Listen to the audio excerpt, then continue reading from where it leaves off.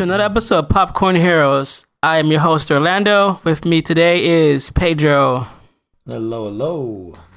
And today, guys, you're going to be reviewing Malcolm and Marie, a Netflix movie. And like always, we're going to start off with the premise. We're going to give you a short and spoiler-free review, 1 out of 5, a rating, 1 out of 5. Yeah. And then we'll jump into our spoilers. Yeah. So, Pedro, take it away, the premise.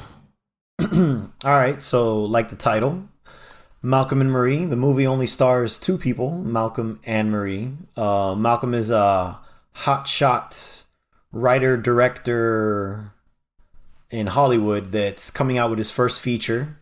And so the movie is that Malcolm and Marie are driving back from the movie premiere, and they arrive home, and you can see that something's up, and they start arguing about the night, and that's pretty much just the movie. The movie is their argument.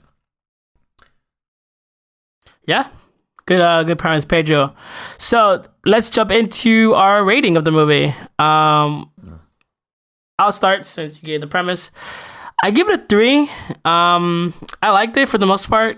It's funny because this came out on Valentine's Day, so people thought it was gonna be, like a love story. Like around, I think Valentine's Day weekend or something like that. Around that time. Oh, a little before. It came out on the 5th, but yeah, it is about that. Well, yeah. But it was kind of set up to be like this, like rom. It was kind of set up to be like a rom, like the movie you would see for Valentine's. That's like true. It is. I'm sure a lot of Valentine's dates watched it without realizing what it was.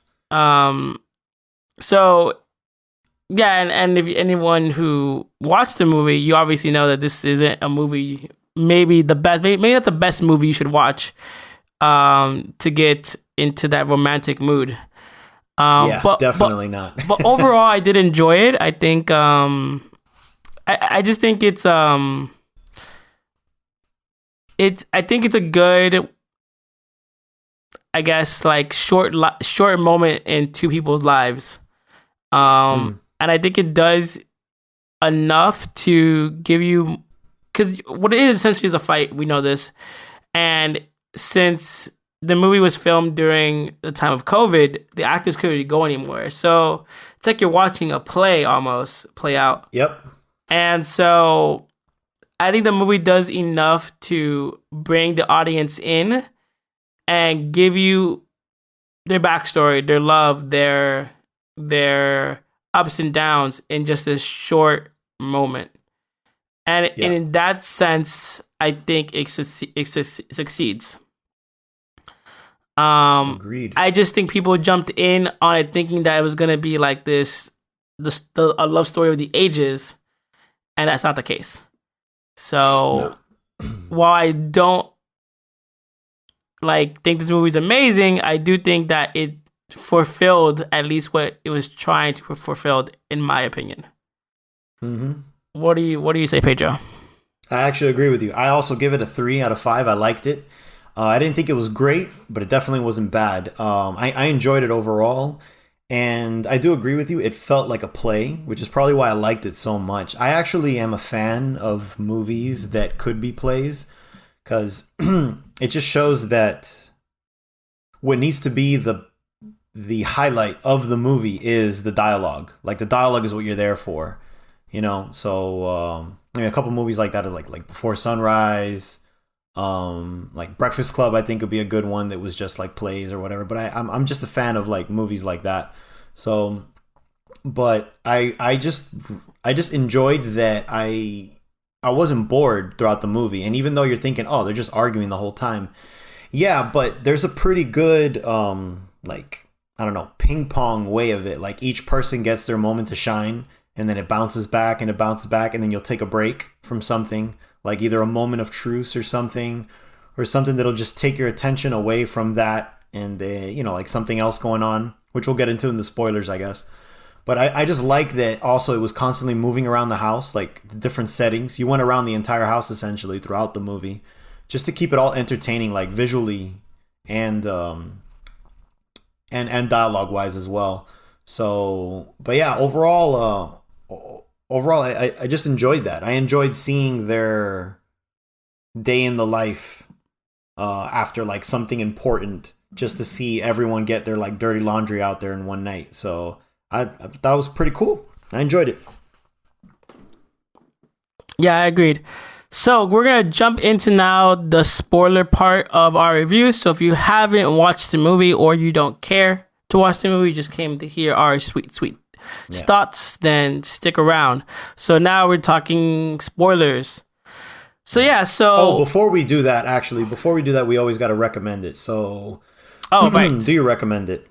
I mean, yeah, I think so. I think, honestly, this movie, what it does is shows, like, okay, if you have a partner and this is not a romantic movie, but this movie is a good showcase of like what a partnership might go through in terms of trials and like things that are going to test a relationship. And so it does a good job of like kind of setting the foundation of like things that you might want to do during a fight and things you might not want to do during a fight. Yeah. So it could be a learning. It could be a good to do in that movie. Yeah, it could be a good learning experience. And I think that anyone who's dated anyone who's ever been in a relationship has gone to a moment of arguments. You know, that's just how it goes. So I think this could be a moment of a bonding moment, you know, kind of like, damn, they fucked up, or like, damn, that's just crazy, and then it maybe brings you guys together, or laugh at a certain moment that is similar to yours. I think this movie is very relatable in that sense, even if the characters are have their toxic moments, or maybe you don't understand, you know, their side or what they do for a living, or their world might be a little bit out of your like realm. A fight's a fight, and you can understand that. So a disagreement is a disagreement. So I think seeing it's like kind of like watching like the world star fights that like people fight in like like you're like, you know, you don't want to be part of it, but you're glad you watched it, you know, like, so I think this is kind of like that, where you don't want anything to do with the fight, but you're glad you're watching it because there's something here to like get to learn and to like pick at. So yeah. What do you think? Would you recommend this movie? Yeah, I would recommend it. So I would recommend it for people that enjoy like a lot of dialogue in their movies. So if you're into more rom-com-y or like action or something like that, this ain't the movie for you. Right. You need to like be heavily invested into dialogue, very dialogue heavy movies. And if that's not your cup of tea, then I definitely don't recommend this movie. But if it is, give it a go. Yeah. So there it is. We both recommend it. And now we're gonna jump into the spoilers. Yep. So off the back, I want to know. So it's funny because before we started, you know, I watched a video of like just the psychology of arguing, and they were just using this movie as like it's like thesis or whatever. So I want to ask you a question. So obviously, you know, the movie takes place of like they're coming home after like his big premiere of a movie. Premiere, right? And Marie's upset. So yeah. And obviously Malcolm pushes her to like say what's wrong or what happened. Yeah, because he's hyped. He's hyped for about the night. The night was all about him. He's like, hey, come on. Why aren't you happy? Well, so why aren't you on my level, babe? Yeah. What would you do? Like, do you agree? Because Marie was like, let me avoid this. Like, I don't want, like, I'm mad.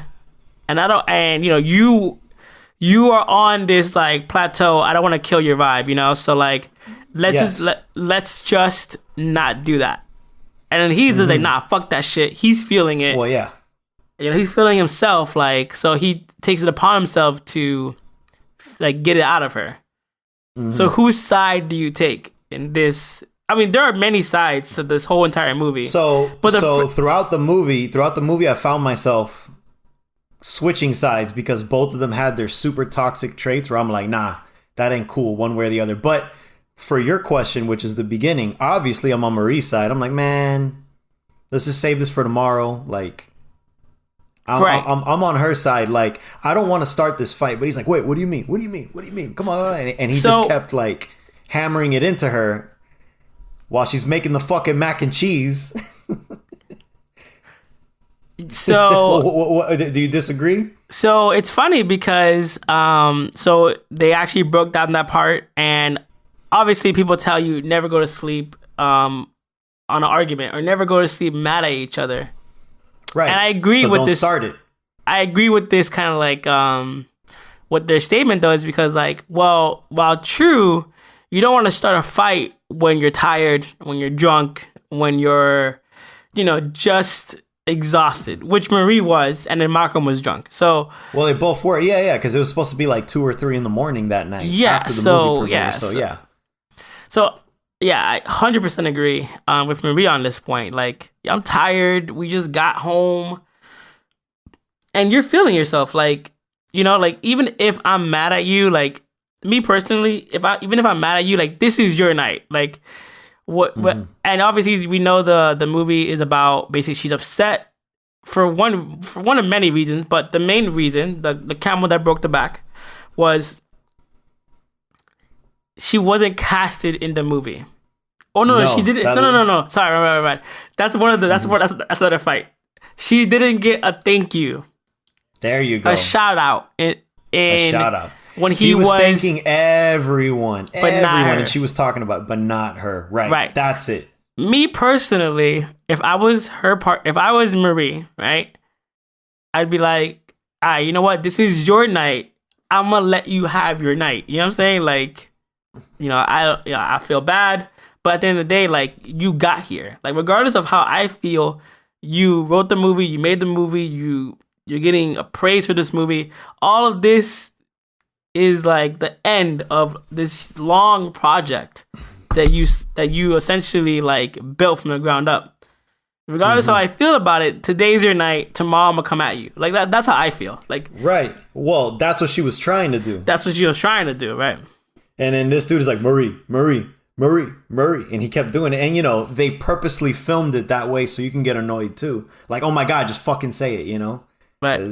And then there it blows up. So yeah, we're on the same track right now for sure. Right. All right. So but once she started that, that's it. It was just fucking the water gates opened up, and then there it was. Everything, everyone's dirty laundry started coming out. I want to get like a pen so I can write down like point system and see who ends up. I mean, so it's been a while since you and I have watched this. We watched this like maybe 2-3 weeks ago. Right. No, it can't have been that long. 2 weeks. 2 weeks ago.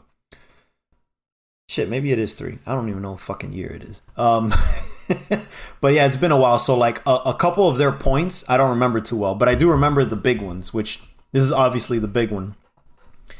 And actually, before we get into another point, she gets mad. Oh, I didn't get the thank you. Makes the mac and cheese, fucking slams it down and walks away. And then he's kind of like, what are you talking about? And then he grabs the mac and cheese and he just starts fucking eating it. He's like, what do you mean?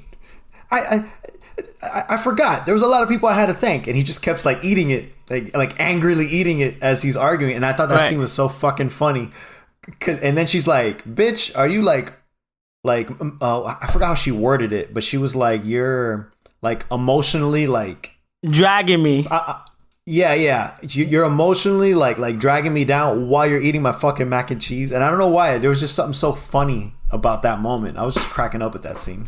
Yeah, because he was just like really into that shit. Because you imagine because it's true though. Because you imagine like someone's making you food, and then you bitch them out while you eat the food that they made. While you eat the food that's good as fuck. Like it was just such a funny, like ironic thing to see. I'm just like, man, it's pretty good. So there were moments like that where I'm like, man, the writing's really like really clever here. Where they were showing their I don't know if chess game is the right way, but it was definitely a lot of like back and forth of them. And just the way they would film it, you could tell who was in power during that argument at the moment. Like whenever you can tell she was in the right, the camera will kind of shift where you're like, oh yeah, clearly she's in power right now, and it'll switch back. So throughout the whole movie, they did a really good job of of shifting their focus between them, and that was just one of those funny moments, I thought. So what was the other argument because you were gonna go point by point? I mean, from the points that I remember, because as well, like you said, like we watched it's been a while, and there were so many. It's an hour and a half of points. Right. Yeah. Of course. So yeah, I mean, didn't it get to the critic at this point where they kind of had their truce, or am I already jumping the gun? Where they had their truce. I think so. What do you mean by truce? Yeah. So they were arguing. I can't even remember what they were arguing about, back and forth. And then he goes to leave. He's like, "Oh, I'm going to use the bathroom or something." And then I guess he got on his phone and he goes, "Oh shit, the review is up for LA Times." Because remember, it was the white lady from the LA Times. That was like the ongoing thing that he was getting mad about. Like, it was like, oh, this lady was like, "Oh, you're the next Spike Lee, the next blah, blah, blah." And he's like, "Why did she have to say Spike Lee just because I'm black? Why couldn't she say..." And he mentioned some other director that was like from the old school times that I didn't even fucking know about. Some like white director from back then. Like, why couldn't she say I reminded him of him? Why did I have to remind her of Spike Lee? And then you can already see in his head that he's like, "Oh, I fucking hate this lady because she already like categorized me that just because I'm a black director, I need to, be here." Right. So when that review pops up, he's like, "Oh, I gotta see what this bitch is gonna say." And then another funny moment where, again, just the way they paced the movie was pretty good because you had all the arguments and then you broke it up for that. To me, it was like a comedic moment, and then to further add to that comedic moment is him struggling.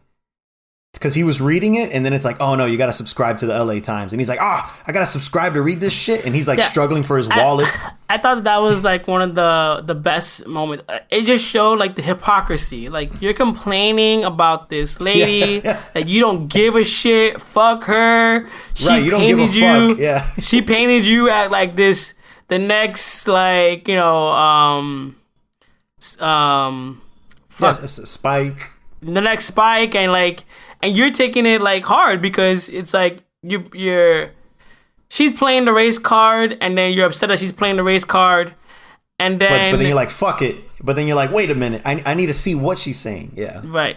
And it's funny because you have these people arguing, and that was after a moment of we're cool. They passed it up briefly because they had their moment. They kind of like made up a little bit because they do that throughout the movie. They argue, make up, argue, make up. So this was in a downtime in the movie, and it's funny because she could have brought that back, of like, "Dude, you're full of shit." You clearly care. You act like you don't care, but you clearly care. Right. And she was trying to tell him that in so many ways. She was kind of like saying like, like maybe that's just her point of view, or like, like that's just how they're writing things, like it is like, it's a positive thing. So just take it for a positive, like instead of like looking at it as a negative, like take it for what it is.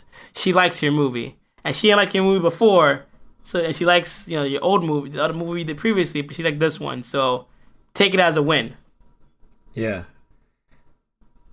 And I like that he goes through it, he reads all of it, and then he's chilling on the couch, and then that was like an allied moment where now Marie jumps in and she starts reading it, and then she starts making fun of her too. So they both like jointly start making fun of this chick and like the hypocrisy of things. And then you're kind of like, "Oh, this is pretty cool." They're they're both getting along, and then they're about to fuck. It's getting all like hot, sexual, whatever. And then he's like, "Ah, shit, I gotta pee or whatever. Please don't like hold this moment." And he leaves, and then all of a sudden you just see her just lay down, and then it's just this quiet moment, and you just see tears coming out of her eyes, and you're like, "Ah, shit, something happened." And then when he comes back, that's when you see it, and you already know, like, "Uh-oh. What's the next bomb?" And that's when she drops the next bomb, which is, why didn't you cast me? Right. So so I think the whole thing about Malcolm, like the whole crux of it, at least in Marie's part, is not feeling appreciated. Yes. Like not because she believes that the movie is based on her life. Right. But not just and that. She was an up and coming actress. She always she felt that like even it's based on her life, but in general, she's just not appreciated. Yeah. Like in general, Definitely. as a partner, she's not appreciated, even though she's with him throughout all of it. She just feels like arm candy in a way. Yeah. And the thing is that Malcolm argues his case by putting her down. Yes. He's always like, oh, well, I didn't cast you as her because you didn't want to do the audition. So, whatever. Right. Fuck it. Right. And it's just like, yeah, you're right. But at the same time, like... Yeah, the argument, so it's funny because the argument could have gone, like, he could have de-escalated it. I think as, in his defense, he should have played defense, but he played offense. So she went attack mode, and he didn't back down, and not that he should have, because he had some points to be made, in both ways, they were a bit like self-centered. Marie thinking that she is his muse, thinking that she is the whole movie's about me, even though he's like, bitch, it ain't all about you. Like, and Malcolm comes out with saying like, yo, you're just one of many tragic women or women who've had tragic lives that I dated. So I've dated and they're women. They're all in this movie, right? Right. I've dated multiple people who've had, who have had hardships. So this ain't about you, right? And while that might be true, it's not the message that somebody wants to hear. Of course. Because he wants to be validated. She wants to be... Because she's like, oh, you're acting like I'm not special. And then he's like, bitch, you ain't special because there's a bunch of you. So it just makes it worse. And you're just like, wow. And even if that's the worst way to do it. Yeah, and even if that's the case, there's a point to be made that like, okay, yeah, like maybe the movie isn't fully about her, but like in this current moment, the relationship needs to be about her. Yes. Like the love and the passion needs to be solely on her, because she's missing that. So I don't know. What would you have done if you were Malcolm? Because obviously Malcolm is is going on the offense, so he's being honest, but it's not the time to be honest. But I wouldn't lie either, Man, I would have been like, you know what? You're right. We're doing this tomorrow. Like, fuck it. It's too late to be doing this shit. But by that point, everything's already out there. I don't know. It's tough. Like I said, there were so many points where I'm just like, man, these guys are so toxic here. But yeah, I obviously wouldn't have gone on the offense like that either. You just you try to de-escalate it a little bit to the point where it's like, all right, let's go to sleep. We'll talk about it tomorrow. And clearly he didn't do that because his ego is too big. That's pretty much, which is one of the ways that I like the introduction to the movie. From the beginning, you hear him like, he's dancing, he's jamming to his music, he's like and he won't shut up about the night and about himself. From the get-go, you're like, all right, I already know who this guy is.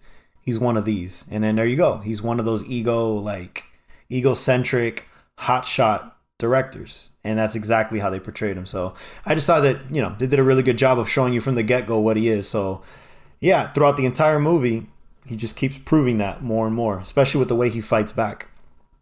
Right, absolutely.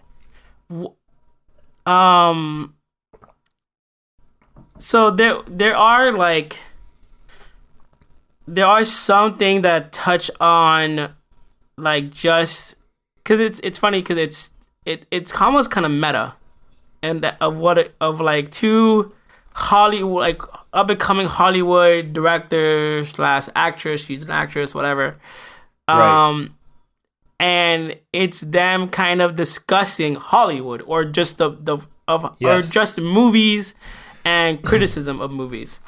So comes a point in Malcolm's like ramble and rant where he discusses that like why do movies, especially black movies, have to have like a message behind it or be political They always have to have a point. Have to have a point. And why can't a movie just be entertainment? Why can't it just be a movie? Why does it always have to be a political view or something revolutionary just because I'm black? Yeah. And it seems like this movie, in a nutshell, kind of went for that. You know, literally, I looked up, like, I was just trying to look up the points of the argument.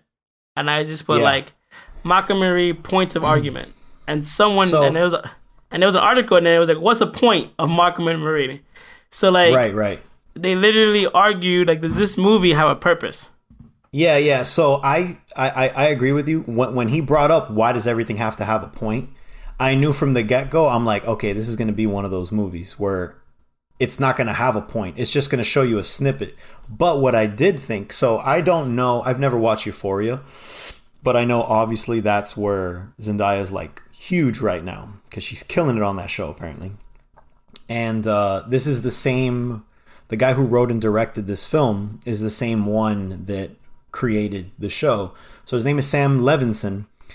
And I didn't know anything about him except his name. I thought that he was a black writer-director, and that's why he did the rant. I thought the rant was him breaking the fourth wall just for a minute. But then I looked him up, and it's a white dude. So clearly, this isn't about him at all. This isn't about... So it's exactly what the point is, that it doesn't need to be about anything. It's just a rant. It's just something for entertainment for the film. Like, what is it in a day in a life in this couple? It doesn't have to be anything. So, yeah. So I felt people overly... What's the word? Overly judged this film because they were expecting something. They were expecting it to... For that reason, because they're like, oh, Zendaya and John David Washington, they're both producers on this film. So they gotta, like, put their own shit in there too, you know? Which, yeah, I'm sure it was a big collaborative process, but I don't think it was just telling anything in particular. Like, if certain parts speak to you, like you were saying, Orlando, there were a lot of parts that are, like, relatable that you'll hear. But I don't think the movie itself was trying to tell you anything. I think it was just, let's make an argument and show a power struggle between... Right. Sure, there's lessons to be learned from this film, but I don't think specifically it was trying to tell you anything. It's just kind of like, here you go. That's what I think. But that's the beauty of film. Everyone, you know, goes and looks for their own thing. But I don't think that rant specifically. Originally I did, but now that I look at the background of the writer-director, I'm like, nah, he wasn't going for that. It was just to add more to Malcolm's character. Right. No, and I totally agree. I mean, it happens a lot. It happens...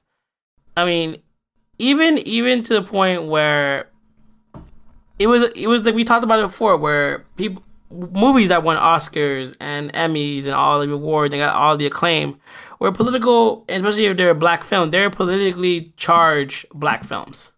Yes. Whether it be about slavery or you know, violence. It's actually true because I'm thinking of the last one. And it was like Moonlight. That's probably the last one. Maybe. Right. Maybe Moonlight. I felt like I skipped one, but Moonlight is probably the one that pops in my head right now. And that was about homosexuality. So, of course, it's also on the political spectrum. So right. Yeah. There you go. Like, we don't... Like... There's not that much La La Lands, black La La Lands, you know? Like... That are critically acclaimed and go out there and ain't about shit, yeah. Yeah, like it's not. Because now that I think about it too, another one that got a lot of love for writing was like Get Out, but obviously Get Out was just littered with metaphors. So yeah, I think that's an interesting thing. There has to be one. I just can't think of any right now. Right. So yeah, I'm sure there are. I'm sure we're just not thinking. I'm just the most acclaimed ones are those. And yeah, it must be tired. It must be tiring to just even be part of that kind of movie or that kind of experience, just because it's just like, why can't, you know, this just be? And I think even Armando talked about it. I think we talked about it during our Us, for the movie Us. Oh no, not that one. I was talking about the JGL movie where he spoke about the black girl who went to school, and like obviously the JGL movie with the pill Project Power. Oh, So yeah, we touched about it on Power. Project Power, where there's a black girl and she goes to school, and Armando, was just like, why does she have to have like trouble? Like, why does she have to have like? Oh yes, yes. Why does yes. she have to be like basically born in the ghetto and like have like the similar tropes? And like while Yes. they are, it's some people have that, they go through those like trials and tribulations just like anybody else. It kind of sucks that we constantly have to see like black We people. always have to see that. Yeah, they're We always have to see that they're always showing struggling us and- that. Yeah, so which I agree, and that's why I kind of like this movie doesn't do any of that. It just doesn't. actually- It- If anything, it flips it, and it's like here's just two successful people having an argument. So yeah, so I thought that was very interesting. I thought that was very like just kind of like on the nose. I think stuff like this only pushes like the art forward. I don't think it's any way like a masterpiece or like this must see cinema, but just the commentary alone on just cinema. Directors, writers are watching this and they're like, okay, I see what you're talking to me. yeah, I just think I like see. shit like that is only gonna better the art. I was actually like, now that we're still on like the critic part, because that's what we're talking about, the critic part of the film. As that scene was happening, I'm like, oh man, the critics for this movie are gonna have a field day with that scene, because then it's gonna be like, oh, they're making fun of us or some shit, like, oh, I can't call the movie anything like that, I mean, all you do, But if anything, I guess it backfired, because I just skimmed through some of the headlines and everyone was like, oh, Malcolm and Marie written by a white man, and it's just like, now you're hating on the guy for doing that? Interesting. yeah, but that's the thing though. Like it's a weird thing because the movie tells you, hey, the movie has them like in my opinion tells you, hey, let's not make this political, and then you make it political. Like And like then the you make movie, it political. Right. it's like he's looking in the camera and he's like saying like, please don't make this political, and you really can't. I feel like as a critic, you really can't win because either you write it like a haha, you got me, or haha, you're right about this and that, and we do this shit, or Yeah, we are overthinking all the time. yeah, or you write it in the sense of like, nah, I disagree. So what's this movie? You're just trying to make those shots at us? Like, I don't know. Like you either write it like in those like in that headspace. I don't think you come at it like in any other way. Like. Yeah. So, but I mean, I think at the end of the day, like that kind of stuff just pushes the medium forward. I think So I thought that was a very interesting piece, like a part of the movie. So, I think at the end of the day, like thinking about just them in general and where they're coming from, I feel like Malcolm, we talked about it already. You're gonna choose a side right now. I'm choosing a side. I think You're not supposed to choose a side in these movies, man. I think I'm choosing a side, and I think I think it's because like I think Malcolm feels entitled. I think he feels entitled to Marie in the sense of like, you can't say shit to me because I saved you. To a certain extent. It's I didn't really get that vibe that much. I didn't. But right, because he was also like, if you want to leave, leave. He wasn't like, oh, what are you doing? It was like, all right, fine. But then she was like, wait, if I leave, then I leave this project completely, and she feels connected to the project, like right. But I think I think and the security. I think because like one of the things that one of the things I think that they fumbled on in terms of like not the movie, just their argument on Malcolm's side is that obviously while it pertains to the subject matter, obviously Marie's like saying like, yo, this movie is nothing without me. And it could have been better if I was involved further. Right. And so obviously the movie that he wrote is about a girl who had drug addiction and overcame all that stuff. So he talks about that kind of stuff. He talks about like her of like being helpless and being like defenseless and like saving her. But so I understand that she opened that door, but it's touchy when you bring up stuff like that because then it seems like ammunition, where it's like you can't say shit to me because I saved you while you were like coked out in the bed, and it's like, all right, well, why you're coked out. Why are you bringing up my worst next hit? Like why are you bringing up my worst moments? Yeah. So while Marie kind of opened that door for those moments to be brought up, it kind of sucks because you don't want to hear about the savior, like this guy who all she wanted to hear was what about me, and he's like, well, there wouldn't be a you without me type of shit. Exactly. Absolutely. Like she's looking for like recognition, and she's looking for like a shout out, and he's just like, yo, be happy that you're even standing next to me.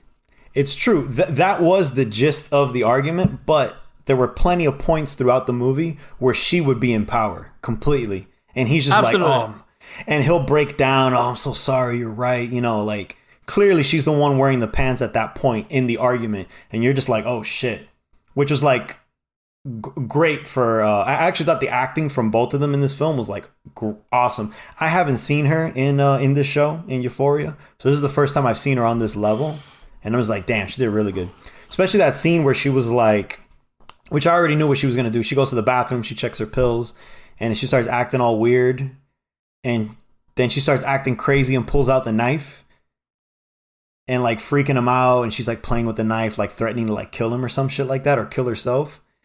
And I already knew, though, I'm like, the setup was that she didn't get acted, so she's obviously just acting as the character to show that she's a better actress than the one that he casted. Right. So I knew that scene was coming, but it was still cool to see. I just felt they could have milked that scene a little bit more.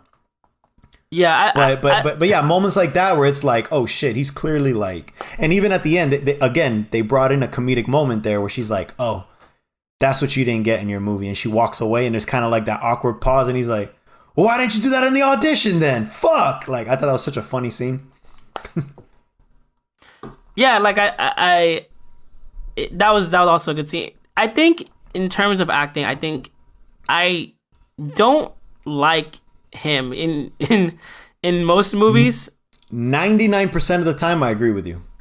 And the thing is, he's in a lot of critically acclaimed movies, like in recent time. And I don't think I've seen any of them, honestly.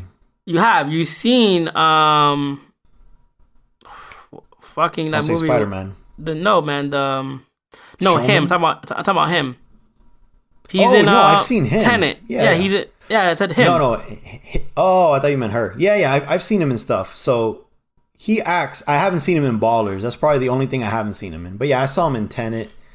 I saw him in what the fuck was the other one he was in? Shit, I don't remember. I'm gonna have to look. The Spike Lee one, yeah, I can't remember. Yes, but there it is. Black Klansman. Yeah. So I think this is his best film in terms of his own acting. And I thought he did great. Agreed. I actually saw range this time because I don't think he has a lot of range in the movies he's done so far, because he kind of plays like very monotone. Monotone, stoic, very like right, by the numbers kind of person, like the straight man, like where he cracks a joke every once in a while. I ordered my hot sauce an hour ago, like type of guy. Right. So I agree with you, and I think this movie allowed him to kind of have that like range, because I didn't think he had it. So I thought this is just like his best performance. And I've seen her in Euphoria, so I knew what she was capable of. So in Euphoria, she does play out. She plays a kid who has drug problems. So, for her, okay, yeah, for her to act that way wasn't like, it didn't catch me off guard. So I thought she could have done better, but it's because I already seen her do better. Well, she probably had better material to work with. This is just an argument, Yeah. So I think overall, like, I think the acting was fine. But yeah, I felt like in terms of what, so do you think I don't know if they answered it. I can't remember. Did she really sleep with somebody else? Like Yes, one of his friends? yes, she did. Yeah, Oh. she did. It was when she was in one of her drugged out moments where she wasn't really thinking straight. She like left and did it. Yeah, she like apologized for it too. Like that was one of their arguments. She did that for real. Oh, okay. Okay, yeah. So, yeah, I was trying to remember the other points, but that's pretty much the gist of those. It was some form of all of those points, like back and forth throughout the whole movie, and it did a pretty good job of keeping entertaining. But so the way it ends up ending is that they're in bed, and it's kind of like they kiss each other, they go to bed, but then when he wakes up the next day. Damn, I can't even remember who's on the beach now. Oh yeah, Malcolm wakes up alone and he sees Marie out on the beach by herself, or not on the beach. I keep saying beach for some reason. Out on the field, and then he goes out there too, and he kind of like holds her, and they just end it that way. So I guess they left it ambiguous whether you think it's gonna work or not. Wait, is that how it ends? I thought it ends with like he wakes up and he's looking for her, and then she's gone. No, he wakes up, he's looking for her, and she's outside. She's outside, and then he joins her. Because the scene, he wakes up in the bed, and you can see from that camera angle that she's outside through the window, and he's looking for her. He leaves, and then he walks up outside with her, and then they embrace. I think they embrace, or they're right next to each other at least, and you pretty much leave it unknown whether it worked out or not. It kind of just stays both of them there. Right. Yeah, that's probably one guess, of the moments you started brushing your teeth or some shit, Yeah, I was walking around a lot. I know, but I did see that scene, but I just thought, I guess I didn't focus in on her. So I just didn't notice. I just thought I was like, oh, I guess she left, and that's it. I thought that was such a great way to end it, because the whole time you're thinking, oh shit, like this is fucking crazy. Is it going to work out after this or whatever? And they didn't even answer it. They just showed that at the end. And to me, that felt very ambiguous on purpose to know whether, oh man, are they going to break up after this or not? And I know it's purposely left that way. But if I had to choose, nah, man, they're fucking done. I mean, I think for the most part, because they said some shit that honestly was like fucked up on both ends, Completely. Yeah, there was some stuff there that was big time, talking about how he still got the photo with this chick he was with or whatever, and she was the best, or, all kinds of shit, like hurtful. Yeah. I mean, for sure, the only way you can go from after that is up, That's the only way you can go. And at least all of the shit is out. Like, everything is out. The only other way that could be successful is if they happen to work on a future project together and everything she wanted happens, and then he gets the best project ever out of that. The chance of that happening is like nothing, though. But that's the only thing I could think of that would make both of them be happy, is for them to both collaborate on a project. I don't even think it's about, because I feel like putting her in the movie, that's not the point of what she wants. She just wants to feel appreciated. So I feel like he's such an ego and he's into his fucking work, like balls deep into his work with like blinders on. Yeah. Because he seems, I mean, we're all assuming now, but yeah, I don't know. They're both too extreme, honestly. So I don't think, I think that ending is not so if you knew them as friends and then one of them were like, yo, so this is the argument we had, you'd just be like, oh, ended already, or like, what the fuck you guys are doing? Yeah, I would. I would be like, you guys are fucking done. Yeah, man. I don't know. I guess especially if I hear all those arguments they did throughout the night, like he or she or both of them would have recapped the night, I would have been like, ooh, you guys are done. You should have just thanked her at the fucking speech. Yeah, or just went to sleep right after. Like, it was... Yeah. The thing is, there were just so many outs, but both of them kept pushing the envelope, and so we'll see where it can go. But the thing was, you can tell, even though that's what started it, you can tell there was stuff wrong with it always. It was just that was, like you said, it was the straw that broke the camel's back. That's what you were trying to say earlier. Right, but I think that's, I mean, it's funny because when I was watching the Psychology of Arguments, and they used the movie for the thesis of it, it was kind of like relationships that don't have any arguments are actually the ones that are kind of like the red flag, because as two people any people that come together, they're not going to meet eye to eye eventually. So an argument is bound to come up. So it's not like avoiding the argument that should be done. It's handling the argument in a way that you maintain respect and dignity for the other person. So like which the best they couldn't do. Neither of them could do. Because there are couples. I for sure think there are couples who, I've known couples that have been together for years, and they argue all the time. But that's just their dynamic, and they're able to swim in that ocean and do that dance. So much analogies in like the last 10 seconds, but but I think that's important. I think what this movie shows is the importance of being like honest and open and not taking your partner for granted, and like having those exchanges. Yeah, no, definitely. Because I think we've all been there, especially like younger. We don't want to argue, so we don't say anything. But that should just like it's kind of like what happened in the movie. It kind of bubbles up and it comes to the surface. Yeah. None of them brought up their points earlier on, so it all just came out quickly. Like, oh, well, you should have done this. Well, you should have done that. And it's like, well, why didn't we talk about this when it was happening? Yeah, for sure. But yeah, overall, the movie does bring up good. I don't know if points, but it definitely shows you what to do and what not to do. Mostly what not to do in a relationship. Right. Yeah, just go to sleep. Call it a day. Yeah. Don't bring up shit that is gonna hurt. Exactly. Don't be hateful just for that shit, because you're gonna regret it. And they all did.